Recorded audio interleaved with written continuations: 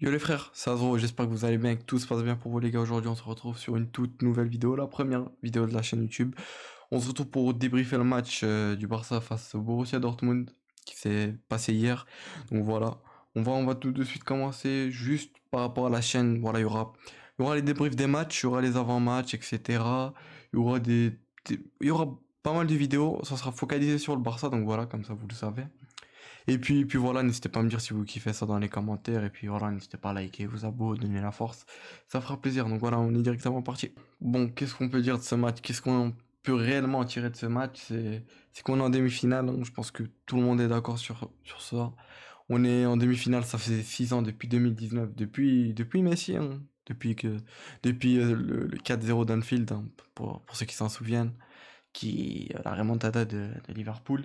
On est enfin de retour en demi-finale, on est enfin dans le dernier carré, quoi, dans le dernier carré de cette Ligue des Champions qu'on n'a pas, où le club n'est pas allé depuis longtemps.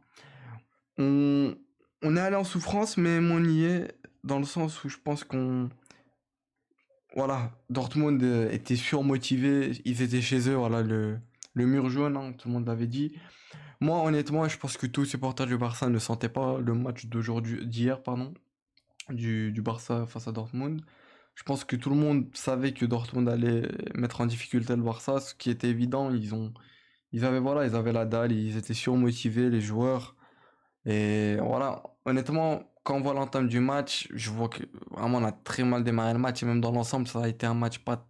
On peut pas beaucoup tirer de bonnes choses du match, à part qu'on est en demi-finale, mais ils ont vraiment poussé du début jusqu'à la fin. Donc directement avec le penalty. Après, bah, c'est beaucoup enchaîné. Il y a eu le deuxième but.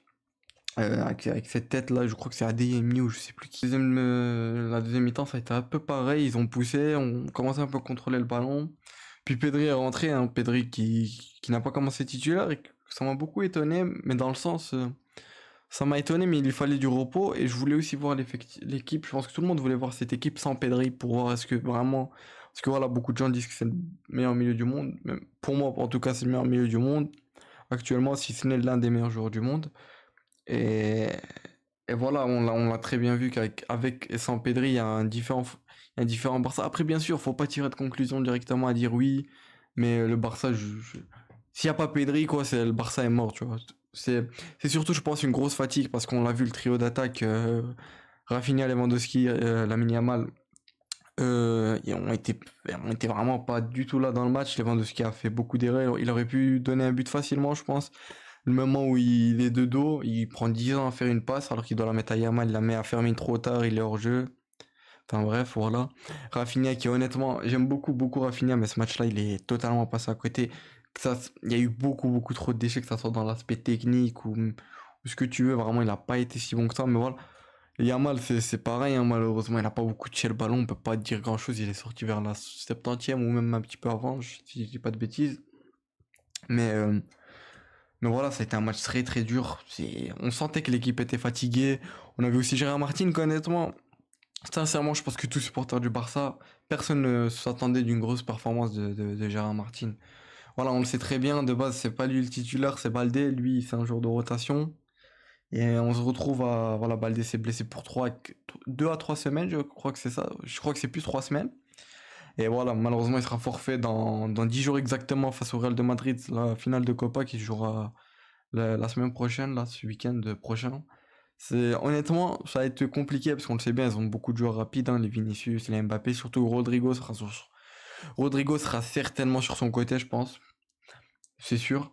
Et voilà, va falloir faire attention. Dans l'ensemble, en vrai, il a été pas mal, mais bon, il y avait encore des déchets. Par exemple, le troisième but, il se fait quand même complètement prendre par Duranville. Et Duranville qui, honnêtement, le match qu'on avait gagné pendant les phases de poule, enfin les phases de poule, vous m'avez compris, un nouveau système, quoi. On avait gagné 3-2. Duranville, je l'avais trouvé très très bon. Il va très vite, il a cet impact. Vraiment, il est très bon parce qu'il est rentré. Il a lui, Adeyemi, Bayern ça a été. Waouh! Ils ont fait rentrer tous les coureurs et ça courait, hein. Déjà qu'Adeyemi, il était titulaire dès le début de match, il a fait beaucoup de mal. Et puis voilà, voilà. Au cas de Gérard Martin, en vrai, voilà, je respecte l'évolution qu'il a. On voit que c'est un joueur qui se limite à ce qu'il sait faire, et ça c'est très bien, Par exemple, il y a beaucoup de joueurs. Par exemple, Araujo, on va en parler après, mais lui aussi, je pense qu'il devrait se limiter un petit peu à, entre guillemets, ce qu'il peut faire. Mais on va y passer après, ça, Araujo. Mais voilà, j'ai beaucoup aimé Gérard Martin. Pourquoi? Parce que, en vrai, il a pas fait. Dans l'ensemble, si on prend son match, c'est pas un match extraordinaire, hein, parce que il a eu beaucoup de mal à s'aligner, même si Koundé aussi a eu un petit peu de mal, je trouve, bah, de temps en temps, par exemple sur le penalty déjà. S'il serait aligné, il n'y aurait pas eu penalty, mais bon. C'est pas grave, voilà, je pense que c'est une fatigue, c'est une accumulation. On avait un effectif très fatigué. On a surtout un effectif qui par exemple, comme je l'ai dit, Baldé, sa doublure, c'est Gérard Martin. Donc voilà, il y a une différence de niveau, une différence de classe, entre guillemets. Et voilà, Gérard Martin, ce que j'aime en vrai, je pense le plus grand point fort de ce joueur, que tout le monde est d'accord, c'est vraiment ses passes. Parce qu'il a cette qualité de casser des lignes et c'est magnifique. Il a une très belle patte gauche qui fait des belles passes. Il a aussi un beau geste là qui fait qu'il rentre avec son pied gauche quand l'ailier vient le presser ou quoi. C'est passé quelques fois, mais après, voilà, Yann Couteau et même d'autres joueurs ont commencé à anticiper son geste. Mais sinon, voilà. Gérard Martin, on verra ce que ça va donner, hein. Je pense que vous le savez aussi, Hector Ford peut jouer du côté gauche en soi. Et on peut même, si Flick veut vraiment sécuriser ce côté-là, on peut même bricoler un truc, je sais pas, mettre un Koubarsi, un Araujo. Enfin, Araujo serait compliqué parce que ouais, on va faire la transition vers Araujo qui est aujourd'hui, je pense que tout le monde est d'accord pour dire qu'il est passé totalement à côté de son match, malheureusement. Balle au pied, c'est toujours pas ça. Araujo, c'est à la relance, que ça soit relance ou même balle au pied, c'est pas. C'est un joueur qui me rend pas serein et je pense que tout le monde est d'accord pour dire ça. C'est pas un joueur qui me rend très. Je suis pas serein en fait. Je suis pas serein quand il a le ballon. Certes, il a fait de belles interventions à un moment donné. Il a fait un retour défensif lui. Surtout que c'est le capitaine, le patron de la défense, hein. On le rappelle, il y a 2 ans, c'était l'un des meilleurs défenseurs centrales du monde. Quand on s'en souvient de cette fameuse défense back avec Baldé, Araujo, Christensen et Koundé, c'était la meilleure défense de Liga, l'une des meilleures, je crois que c'était l'une des meilleures défenses d'Europe, si ce n'est la meilleure. J'ai pas envie de dire de bêtises, mais voilà. Honnêtement, je le reconnais plus trop depuis l'année passée, depuis le PSG. Vraiment, il a un total downfall entre guillemets, j'ai envie de dire. Vraiment, je pense que il a peut-être pas encore tourné la page de ce qui s'est passé à Paris. Je pense très certainement peut-être, mais. Enfin, ce qui s'est passé contre Paris, c'était au Mondi, mais voilà, la fameuse remontada qui s'est passée. Mais voilà, malheureusement, je pense qu'il doit encore travailler dans l'aspect technique, hein, du ballon, tout ce qui est passe, etc. Mais voilà. Sinon, dans l'ensemble, ça a été un match, je pense, pour tous supporters du Barça. Faut dire le terme, hein, faut le dire, on s'est chié dessus, honnêtement. Moi, dès que j'ai vu le premier but de Guirassy, je me suis dit, waouh, la soirée, elle va être longue, je pense. Surtout que je les ai vus pousser, le Barça n'arrivait pas du tout à avoir une bonne maîtrise du ballon. En fait, le milieu qui a commencé Frankie Gavi, il n'y a pas ce mec qui peut gérer le tempo. Et c'est pas contre eux parce qu'ils ont d'autres qualités, vous voyez ce que je veux dire. Pedri, en fait, je pense que c'est l'un des seuls ou même l'un des seuls milieux du monde, l'un des seuls milieux du monde actuellement, mais il doit y en avoir d'autres, hein, bien sûr. Mais qu'ils arrivent à gérer ce tempo de ballon, d'avoir le ballon, de savoir quand la faire. Et c'est un mec, quand il a le ballon, tu sais qu'il va pas le perdre. On est très serein quand il a le ballon, Pedri. Et on a vu son entrée, elle a fait pas mal de bien, même si voilà, en parlant du troisième but, voilà, Araujo qui fait totalement une passe décisive à Guirassy, mais on triplé. On a tous vu la réaction des joueurs. Rafinha était complètement mort, hein, on l'a vu, il était écroulé sur le terrain. On, on voit que la fatigue commence à venir dans l'effectif. Et même, on a joué, je crois, 7 matchs en 19 jours ou 16 jours. J'ai plus la date exacte, mais c'est impressionnant. On joue presque tous les 3 jours. Et juste là, on va dire, on a 4 jours, ouais, 4 jours à peu près de repos. Parce on joue samedi face au Celta Vigo en Liga. Et voilà, en fait, on arrive dans une partie de la saison, il faut être décisif, voilà, faut vraiment s'user. Faut aller au-delà de ses ressources. Malheureusement, les joueurs vont devoir faire ça parce qu'on.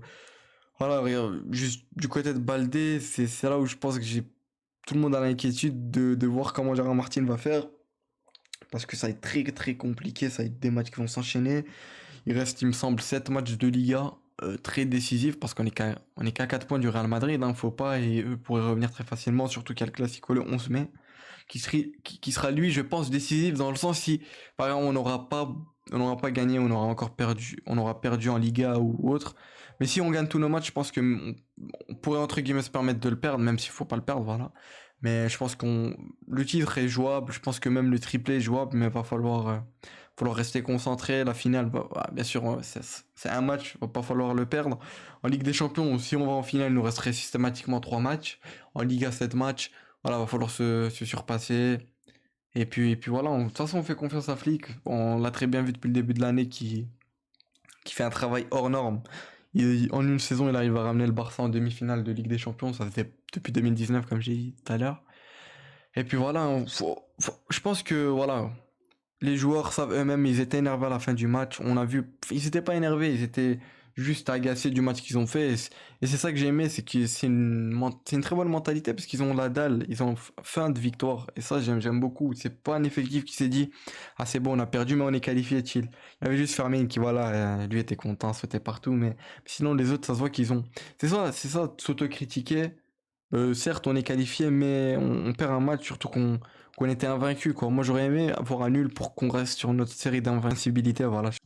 Et malheureusement, Chesney qui allait dépasser peut-être je crois qu'il allait dépasser peut-être, il allait rentrer dans l'histoire du club en termes d'invincibilité, mais c'est fini pour lui, ça faisait 22 matchs, ce qui est énorme, hein.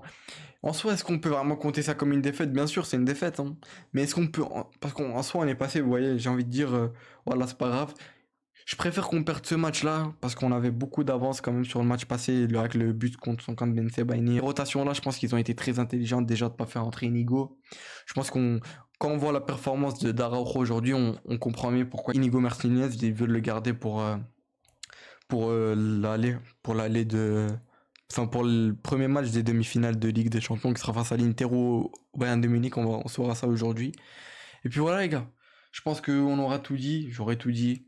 Et puis voilà, j'espère que vous allez aimer les vidéos, on va essayer de se donner à fond. Il y aura l'avant-match du Celta Vigo en Liga vendredi, normalement la vidéo va sortir. Et puis voilà, on verra bien ce Barça, on va suivre, on espère vivement le triplé. Et puis voilà les frères, c'était Adro, n'hésitez pas à vous abonner, à lâcher le petit like, à me dire en commentaire ce que je pourrais améliorer ou même des petites questions. Parce que je pense qu'il y aura, je compte faire pourquoi pas des petites FAQ entre guillemets où vous me posez des questions sur le match ou quoi. J'y répondrai. Et puis voilà les frères, c'était Azro. Portez-vous bien. On se retrouve vendredi pour l'avant-match du match face au Celta Vigo. Ciao les frères.